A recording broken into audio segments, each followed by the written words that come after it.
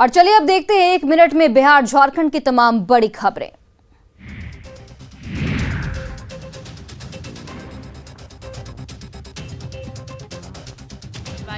Police कर्मियों पर है, लेकिन यही पुलिसकर्मी कानून की धज्जियां उड़ा रहे हैं। ऐसे कई पुलिस कर्मियों पर कार्रवाई हो चुकी है, उसके बाद भी सुधरने का नाम नहीं ले रहे हैं। समस्तीपुर में एक पुलिसकर्मी को शराब के साथ पकड़ा गया है। रेल एसपी के आदेश पर स्पेशल टीम के द्वारा बड़ी कार्रवाई की गई है। बताया जा रहा है कि शराब के साथ गिरफ्तार जवान का नाम जितेंद्र कुमार सिंह है। उसके आवास से शराब बरामद हुआ है। गिरफ्तार जवान को मेडिकल के लिए सदर अस्पताल में भेजा गया। मेडिकल जांच के बाद आरोपी को गिरफ्तार कर जेल भेज दिया गया। जवान का आवास रेल थाना के बैरक में ही है। उसी आवास से शराब मिला है। इस बड़ी लापरवाही पर रेल थानेदार नंदकिशोर सिंह को सस्पेंड कर दिया गया है। जवान के पास से शराब मिलने के बाद कई तरह के सवाल उठ रहे हैं। क्या गिरफ्तार पुलिसकर्मी का संबंध शराब तस्करों के साथ था?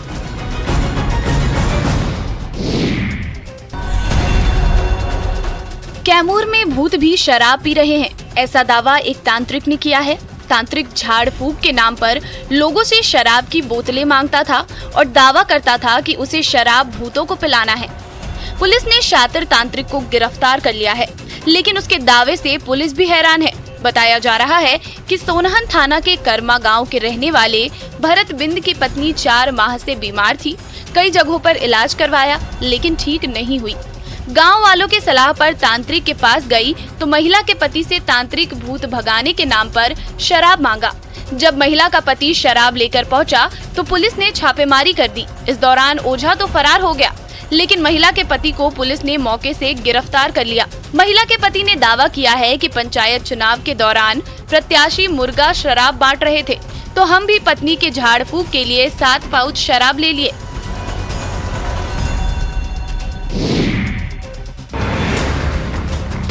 पूर्णिया के कस्बा थाना के लहसुना गांव में शिक्षक बच्चों को ट्यूशन पढ़ा रहा था। ट्यूशन में कई लड़कियां भी थी। इस दौरान ही पड़ोस का एक युवक तेज आवाज में अश्लील गाने बजाने लगा।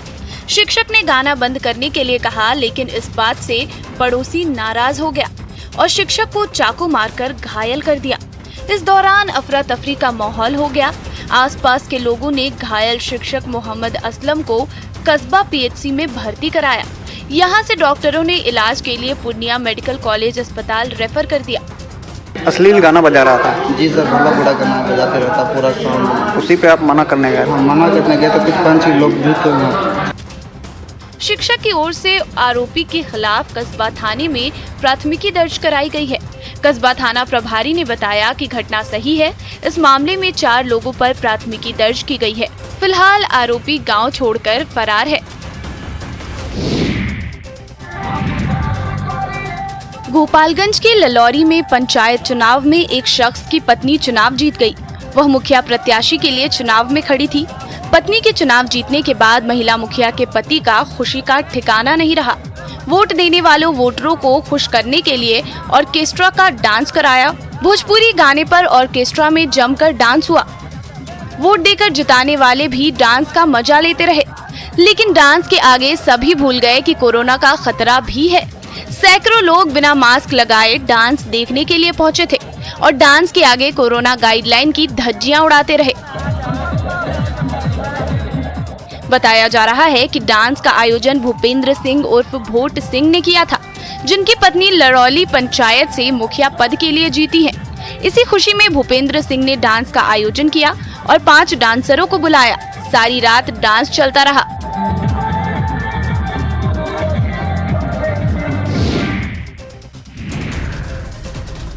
लखीसराय के सूर्यागढ़ा प्रखंड के बाजार में किसानों ने जमकर हंगामा किया।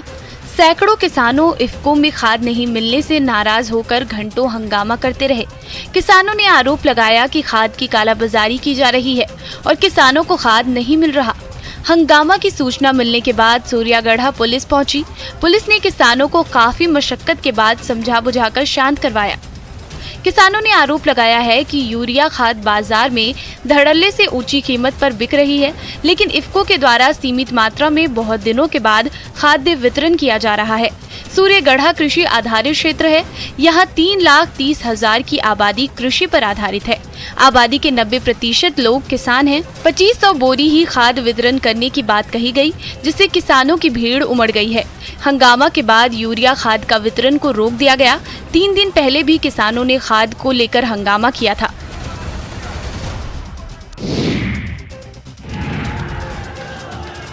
हाथों में कॉपी कलम की जगह बैनर पोस्टर लिए ये छात्र दरभंगा के ललित नारायण मिथिला विश्वविद्यालय के छात्र छात्राएं हैं। कायदे से इन छात्रों को अपनी अपनी कक्षाओं में पठन पाठन करते हुए दिखाई देना चाहिए था, लेकिन विश्वविद्यालय की लचर व्यवस्था ने इन्हें अपनी ही डिग्री के लिए नेतागिरी करने पर मजबूर कर दिया है। प्रदर्शन करने वाले छात्र मेहनत कर तृतीय पार्ट फाइनल ईयर का परीक्षा दिया, लेकिन विश्वविद्यालय रिजल्ट नहीं दे रहा है। ऐसे में यहाँ लगभग 85,000 से ज्यादा छात्रों का भविष्य अधर में लटक गया है। यही कारण है कि छात्र अब आंदोलित हो उठे हैं और विश्वविद्यालय में लगातार प्रदर्शन कर रहे हैं। रिजल्ट के लिए छात्रों में जहां आक्रोश है, तो वहीं उनके गार्जियन भी बच्चों के रिजल्ट के लिए इधर उधर न सिर्फ भटक रहे हैं, बल्कि अपना गुस्सा विश्वविद्यालय प्रशासन के खिलाफ निकाल रहे हैं।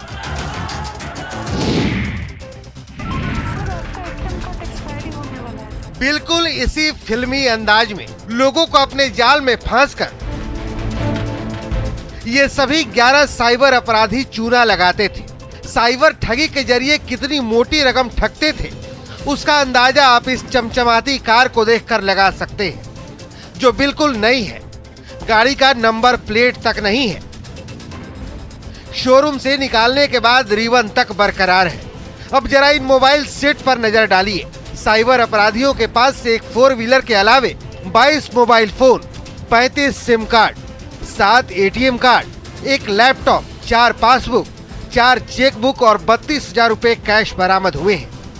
इन मोबाइल फोन्स का इस्तेमाल कर ये सभी लोगों की आंखों में धूल झोंकते थे।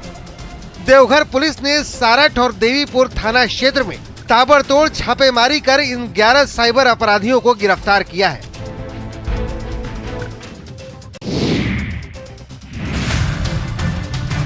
पाकुड़ जिले के फायर ब्रिगेड कर्मी आर्थिक तंगी के शिकार हैं। कर्मियों को 3 माह से वेतन नहीं मिला है। वेतन के अभाव में कर्मी परेशान हैं। घर चलाना मुश्किल हो रहा है।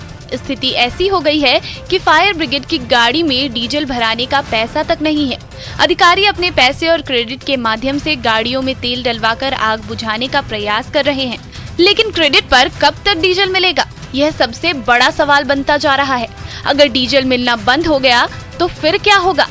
बहुत कठिनाइयों का सामना करना पड़ रहा है। गाड़ी में तेल भराने के लिए आग लगने पर मान लीजिए तेल नहीं रहने के चलते हम लोग को दिक्कत होगी। पाकुड़ में आग बुझाने के लिए 3 बड़े वाहन मौजूद हैं। हर वाहन में 6 लोगों की आवश्यकता है, लेकिन जिले में अधिकारी समेत कुल मात्र 11 लोग ही पदस्थापित हैं। ऐसे में अगलगी की घटनाओं को काबू पाना उनके लिए बड़ी चुनौती बनी है।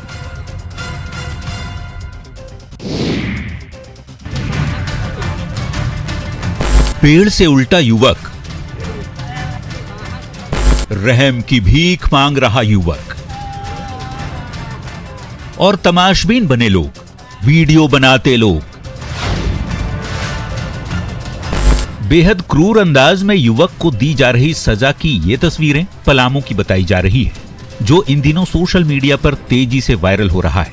ये खौफनाक वीडियो पलामू के लेस्लीगंज थाना क्षेत्र के कर्मा इलाके का बताया जाता है, जो 5 दिन पुराना है। पेड़ से उल्टा लटकाकर युवक की बेरहमी से पिटाई की जा रही है। तो अब जरा दूसरी तस्वीर भी देख लीजिए, जिसमें इस युवक के बाल काटे जा रहे हैं। युवक बार बार गुहार लगा रहा है, लेकिन भीड़ पर आक्रोश इस कदर चढ़ा है कि कोई इसकी सुनने को तैयार नहीं। ग्रामीणों की माने तो अक्सर ये युवक लड़की के साथ प्रेम के नाम पर छेड़खानी किया करता था, जिसकी सजा इसे दी जा रही है।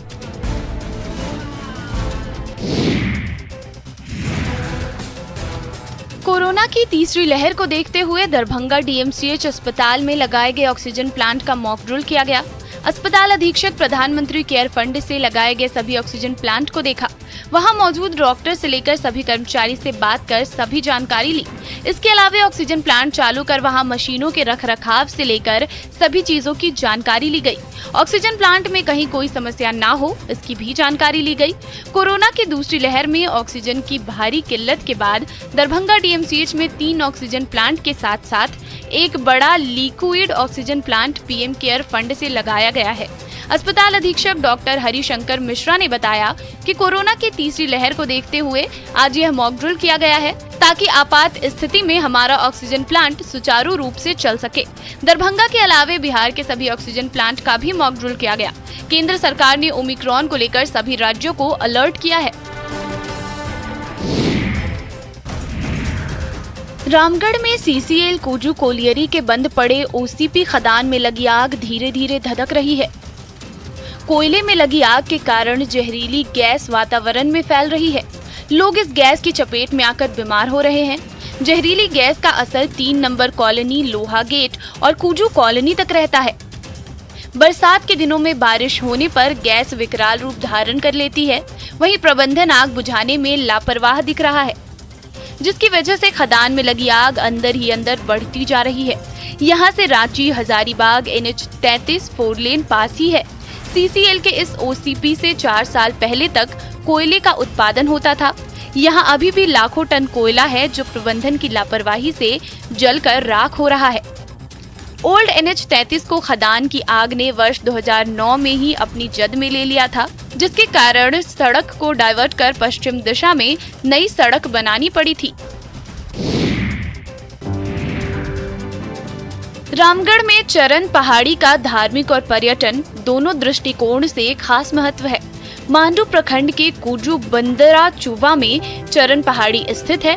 मान्यता है कि चैतन्य महाप्रभु अपने 2 शिष्यों के साथ जगन्नाथपुर धाम से वृंदावन जाने के दौरान 536 साल पहले यहाँ रात्रि विश्राम के लिए रुके थे। उन्होंने पास में बहने वाली चौथा नदी में स्नान कर हरिनाम संकीर्तन शुरू किया तो आसपास रहने वाले खूंखार जंगली जानवर और पक्षी भी नृत्य करने लगे थे।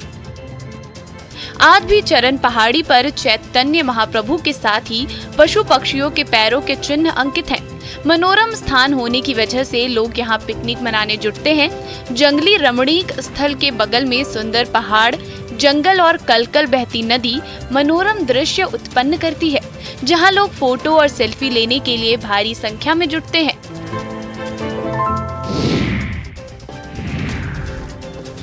नव वर्ष के स्वागत को लेकर धनबाद का मैथन डैम सज धज कर तैयार है। खूबसूरत झील और हरे जंगलों के बीच स्थित डैम में हर साल लाखों की संख्या में पर्यटक आते हैं और डैम की अनोखी तस्वीर को यादों में संजो कर ले जाते हैं। मैथन डैम बंगाल से भी पर्यटक काफी संख्या में घूमने आते हैं। दिसंबर और जनवरी माह में पर्यटकों की संख्या काफी रहती है। मैथन डैम को झारखंड का स्वर्ग और क्वीन वैली के नाम से भी जाना जाता है। प्रकृति की अद्भुत नजारा डैम के आसपास देखने को मिलती है और बड़ा ही मनमोहक दृश्य है। मैथन डैम का मनमोहक झील और फूलों की बागान और मिलेनियम पार्क लोगों को अपनी ओर आकर्षित करता है। अंडरग्राउंड पावर स्टेशन वाला बांध पूरे दक्षिण पूर्व एशिया में अद्वितीय है। मैथन डैम 65 किलोमीटर से अधिक क्षेत्र में फैला हुआ है। डैम को 1948 में दामोदर घाटी निगम के द्वारा विकसित किया गया था। और फिलहाल इस बुलेटिन में बस इतना ही। आप देखते रहिए न्यूज़ 18 बिहार झारखंड।